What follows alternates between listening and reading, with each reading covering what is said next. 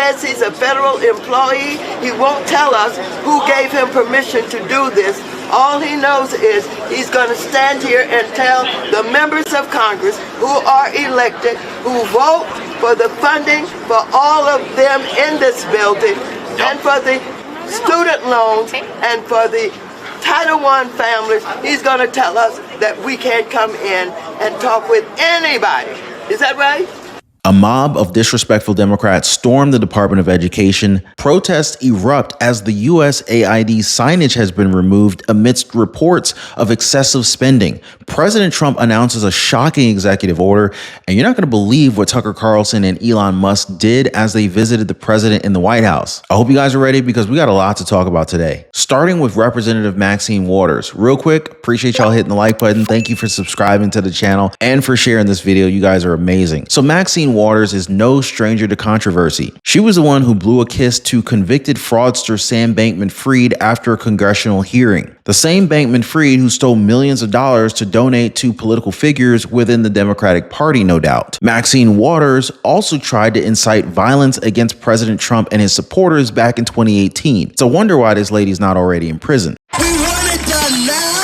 We're going to insist on it. If you think we're rallying now, you ain't seen nothing yet.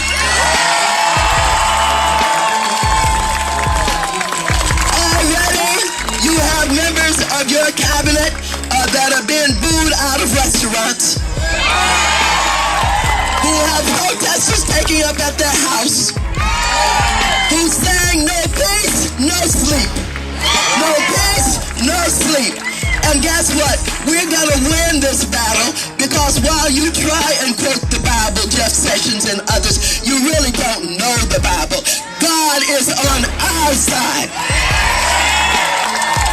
On the side of the children, on the side of what's right, on the side of what's honorable, on the side of understanding that if we can't protect the children, we can't protect anybody. And so, let's stay the course. Let's make sure we show up wherever we have to show up. And if you see anybody from that cabinet in a restaurant, in a department store, at a gasoline station, you get out and you create a crowd. And you push back on them. And you tell them they're not welcome anymore, anywhere. But here's what I want you guys to really notice. Democrats like Maxine Waters act as if they're always right, as if their actions are righteous and that their shit don't stink and that they can do no wrong. They also hurl insults and allegations at President Trump and Republicans, even though they're unfounded. Allegations that are actually applicable to them. Now, I want you guys to see just how they treat federal employees that actually want to do their jobs. House Democrats are outside the Department of Education saying they're not being allowed in as they try to oppose the Trump administration's efforts to diminish and ultimately eliminate that department. They're probably not going to get access to this building, but the Democrats just are flummoxed as to how to deal with this. Come in. They're blocking I want you us. to see this man here who is a federal employee. He told us. he's not. Are you a federal employee? Huh? Yes. The doors are locked. There's a security guard there. I'm guessing that's who's in the brown, tan-looking shirt. They have a private security contractor who on his own is making decisions on behalf of the Department of Education. Tell us your name. Give me that ID again. The ID, I showed it to you. So what? I showed you the ID. They allow billionaires and his minions to come in I don't to know this who building. he is. I don't know who he is, but I know who I am. Do they have guns on them? Do they have guns? Are they prepared to shoot us? We want in. This is a public institution. This is not Russia. And is this the new tactic or strategy that Democrats are embarking upon to draw attention to the many things that are happening right now within the Trump administration? Should we expect more of these types of efforts? Yes, you can expect more. Are you prepared to stand here all night if we decide to stay? I guess, yeah.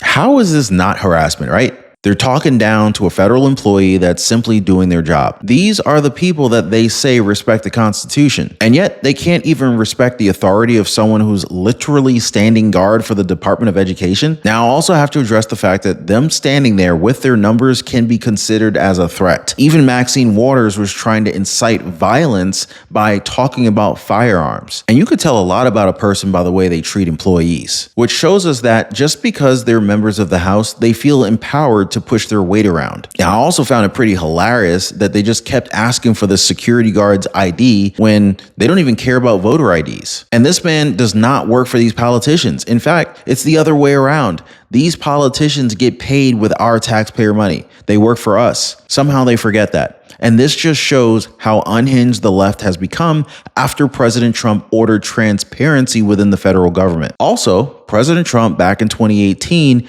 he knew what he was talking about when he called Maxine Waters an extraordinarily low IQ person. But we got to talk about why the Trump administration is zeroing in on these different agencies. Part of his campaign talked about providing us with a clear look into the spending of the government. And while they have shown us the millions of dollars wasted by USAID, many Democrats still feel as if the wasteful spending of taxpayer dollars is somehow warranted. You don't just have a voice if you're a billionaire. You have a voice. You don't just have a voice if you're the president of the United States. You have a voice. You don't just have the voice if you're connected or elected. You have a voice. But let's be clear, they're dismantling USAID. They shut down the doors. They brought down banners. They put thousands of people on leave. This is not a reform. This is an attack. And USAID is just the beginning. It's USAID now. It's the Department of Education next. And it's an attack on our entire democratic government system. We are witnessing in real time the most corrupt bargain in American history. Elon Musk paid over $250 million to help elect Donald Trump. And now Donald Trump is turning over the keys to the Treasury and the rest of the federal government to Elon Musk. We need to end this illegal power grab.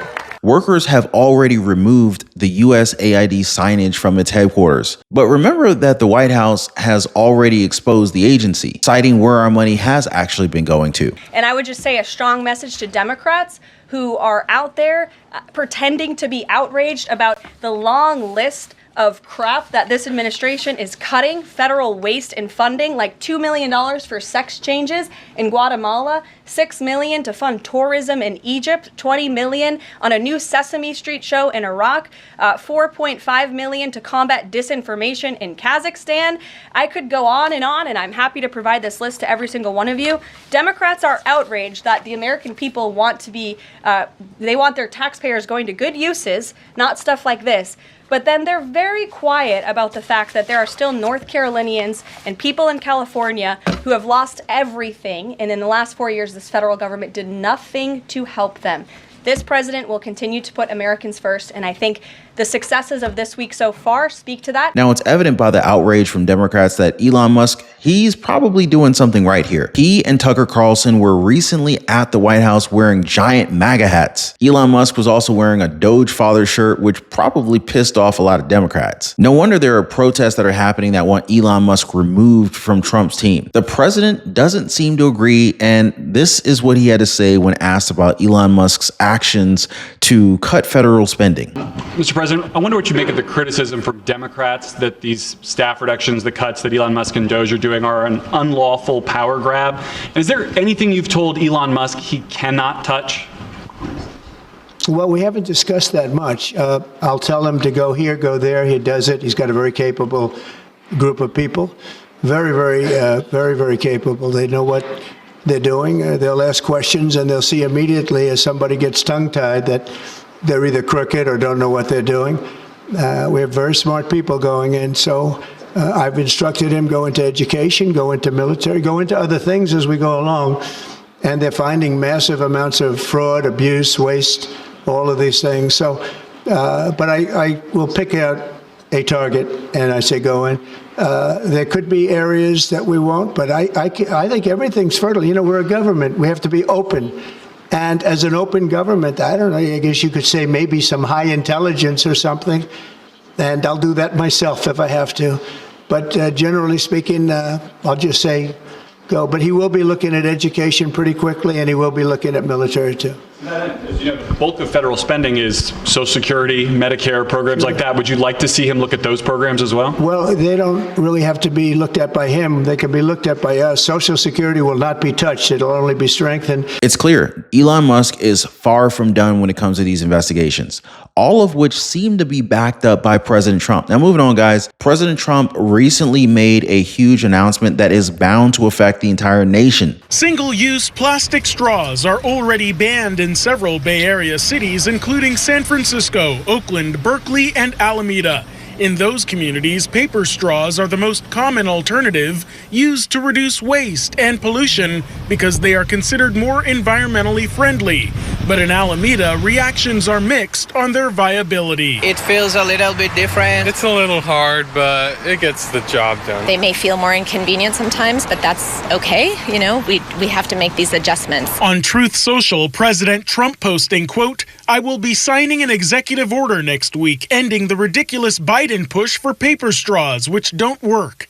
Back to plastic."